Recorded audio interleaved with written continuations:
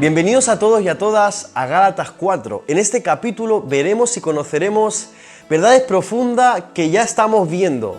¿Qué te parece si me acompañas? Mira, Pablo empieza Gálatas 4 reflejando de manera clara que el Espíritu produce lo que la ley no puede efectuar.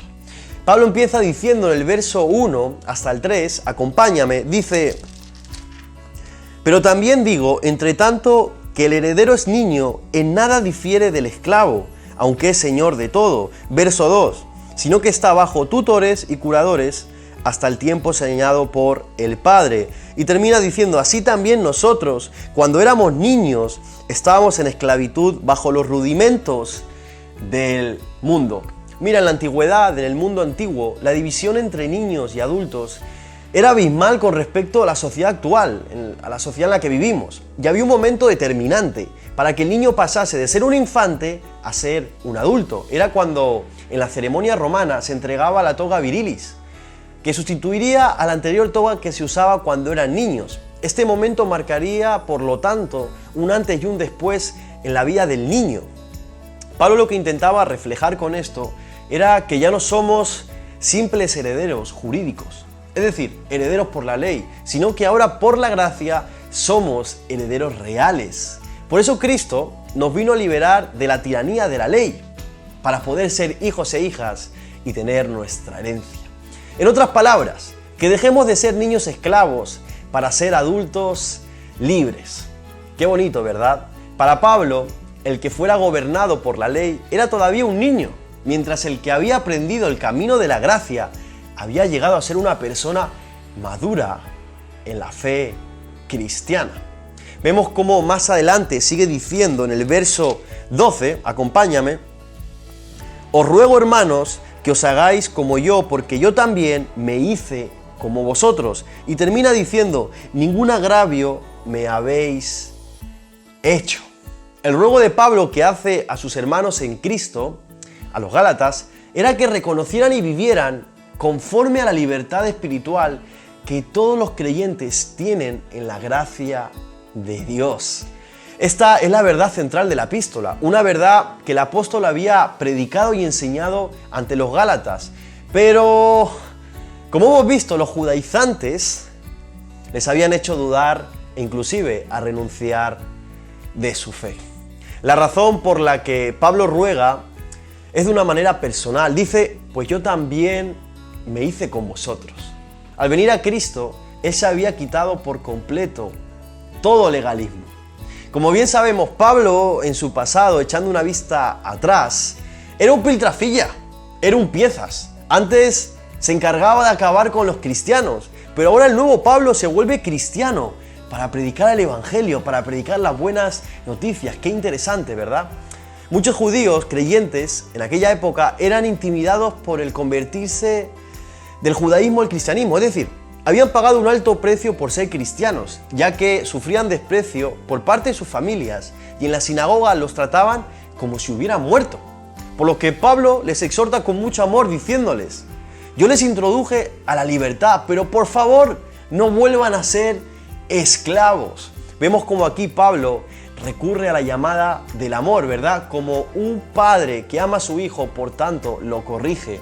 Pablo no se dirige a ellos de una manera teológica, sino que los llama de manera personal. Para terminar, al final del capítulo vemos una alegoría maravillosa que empieza en el verso 31 y termina hasta el final del capítulo. Y se menciona una vez más la historia de Abraham. Pablo utiliza esta historia para alegorizarla, es decir, estaba queriendo representar un significado especial. Mira, Agar, la cual era una esclava, tuvo un hijo con Abraham a causa de que Sara, la mujer de Abraham, era estéril.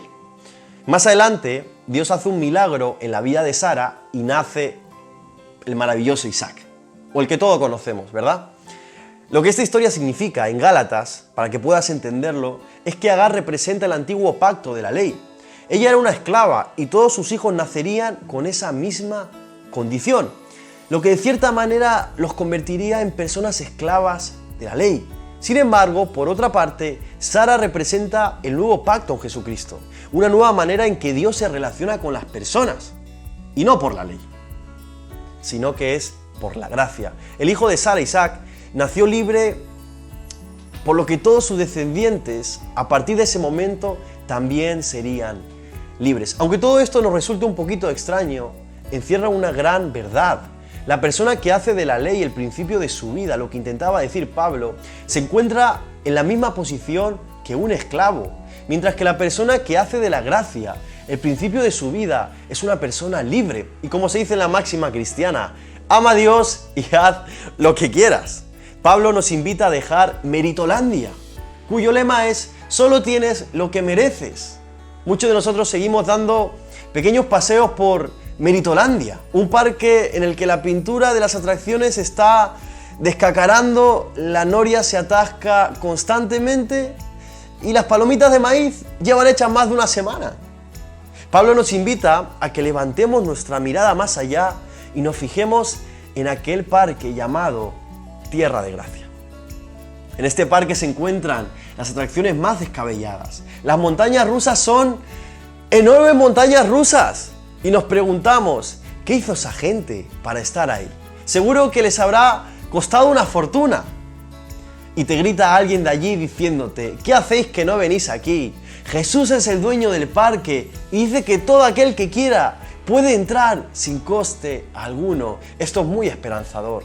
Y como dice en Efesios, no por obras, para que nadie se gloríe. En otras palabras, querida familia, abandonemos Meritolandia y vayamos a la tierra de la gracia. En resumen, es el poder del amor a Dios y no la obligatoriedad de la ley lo que nos mantiene en relación con Dios. Porque te guste o no, el amor siempre será más poderoso que la ley.